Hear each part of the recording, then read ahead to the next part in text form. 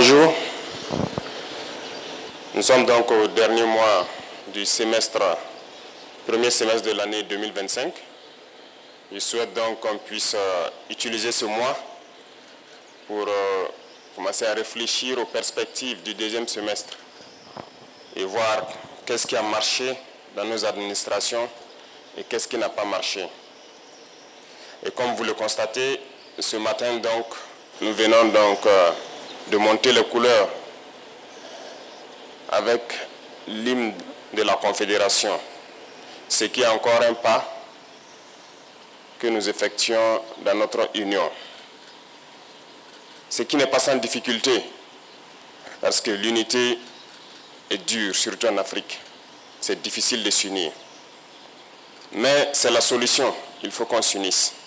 Petit à petit, l'AES poursuit son bonhomme de chemin, malgré toutes les difficultés, tous les défis devant nous.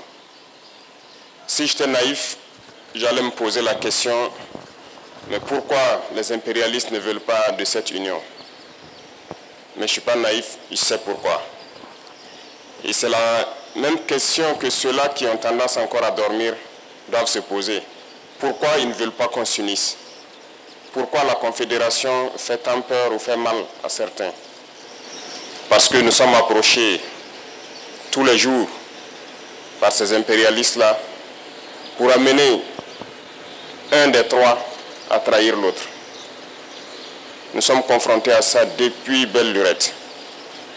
Chaque fois, ce sont ces genres de manœuvres qui sont là pour vous amener à quitter la Confédération. Et ça doit nous amener à réfléchir. Et quand on regarde nos rapports, il n'y a pas d'amitié en fait. Le monde, il n'y a que des intérêts. Les gens ne viennent vers nous que pour leurs intérêts. Il faut qu'on soit bien conscient de cela.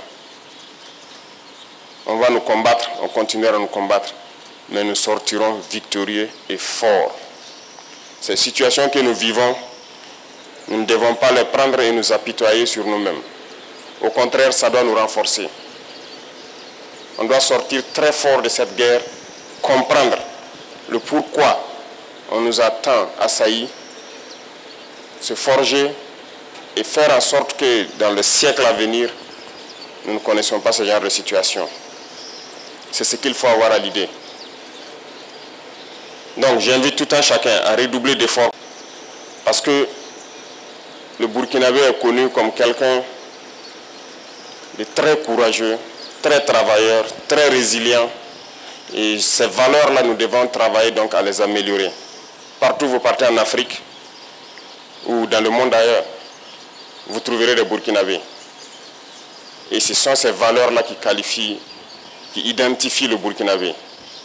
Donc nous devons tout mettre en œuvre pour être des hommes intègres, comme le nom du pays le dit, être des gens courageux, résilients, pleins d'abnégation. Et redoubler d'efforts dans tout ce que nous faisons pour le bonheur du Burkina, mais pour le bonheur aussi de notre confédération. Ça, c'est très important. Et une fois que nous avons atteint un certain niveau, vous comprendrez encore mieux pourquoi on nous combattait.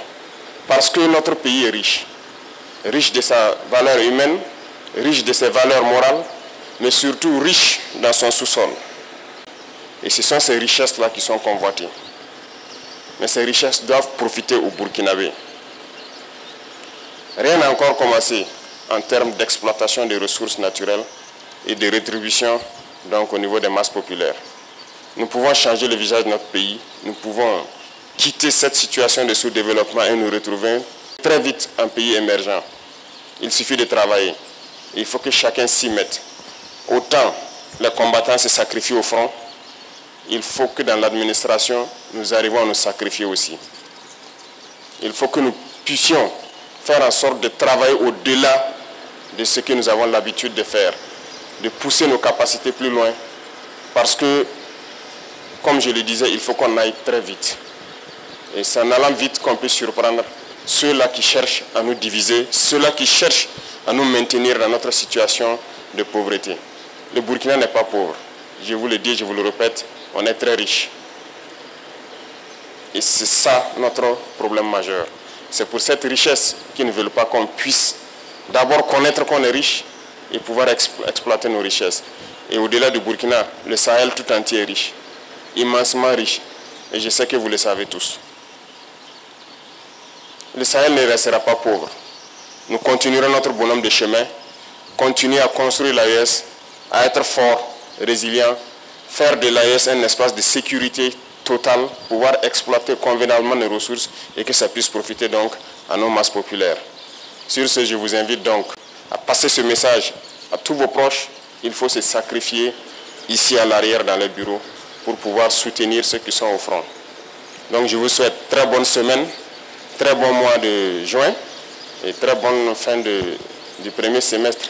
Et rendez-vous donc dans peu de temps pour affronter le deuxième semestre avec plus d'énergie, plus d'abnégation, plus de courage. La patrie ou la mort, nous vaincrons.